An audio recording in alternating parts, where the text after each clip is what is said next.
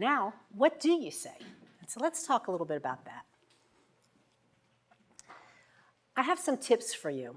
This actually is not in the handout, but just some tips on some general things to think about. When we're talking and using words, use powerful words. Say, I know, I believe, as opposed to, I hope I'll finish this by 5 o'clock. I'll try to get it done. That's communicating that I may fail. So those are weaker words. Avoid tag questions if you want to sound confident. Now, you may choose to use them sometimes, but if you say, this is a really good report, isn't it? Well, that doesn't sound very powerful. You could say, this is a really good report. So as soon as you put those tag questions, you question what your statement is.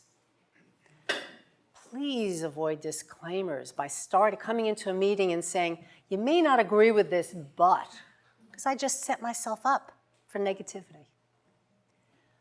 And the same thing, you want to replace, you may have heard about this before, saying yes, but is negating what somebody's happening, and it's shutting down communication. But yes, and is going to keep your communication open. They're just words, but these words make such a difference. We want to avoid, and any of you, even when you're writing something in Word, you get these reminders, you don't need that word, you don't need that word. And sometimes it's like, I want that word, and I'll still keep it, but be mindful about it. So avoid or be careful with words like just. I'm just checking in. Well, that doesn't make it very powerful. I really like that. You could also say, I like that.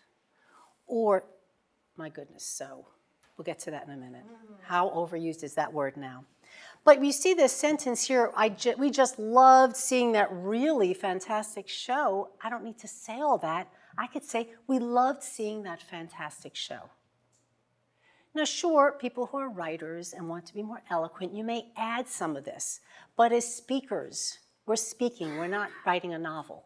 And so we want to speak effectively, and sometimes those words muddy the waters and then our message isn't clear enough. And please avoid hypocraniology. Do you know what that is? What do you think that is? What do you think that is? What's that?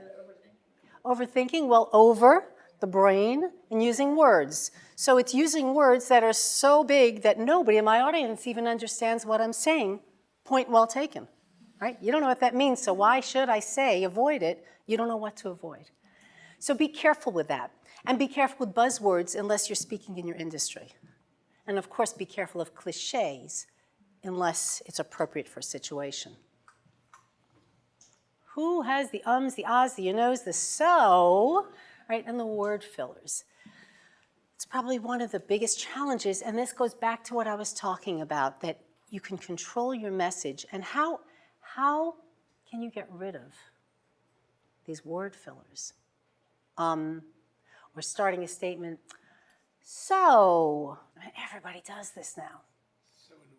It's so annoying, but there you're using it correctly, right? But to start with so, or so the next thing, how do we get rid of word fillers? Pause instead. Yes, thank you. You pause instead. And this is a really important message, because if you think about, I better not say I better not say I don't want to say I just said I better not say in the next sentence. That's all you're thinking about, and what you think about becomes the reality. If you think about, I better pause, like I was saying earlier, I'm going to pause, and you think about what you want to do, that's what you start doing. And so use pausing to be a more fluent speaker. It doesn't sound right, but you don't need the so's, the ums, the you knows. Anytime you think about what you're avoiding, chances are you're going to start doing it. I could tell you that as somebody who plays golf. Right? Whenever I don't want to go in the water, that's exactly where it goes. Right? So you want to think about what you do want to do. Right? You want to hit the target. You want to get to the tee. You want to do all the positive things. You don't want to think about what you shouldn't do, because guaranteed you could spend a whole day hitting balls in the water. And I've done that.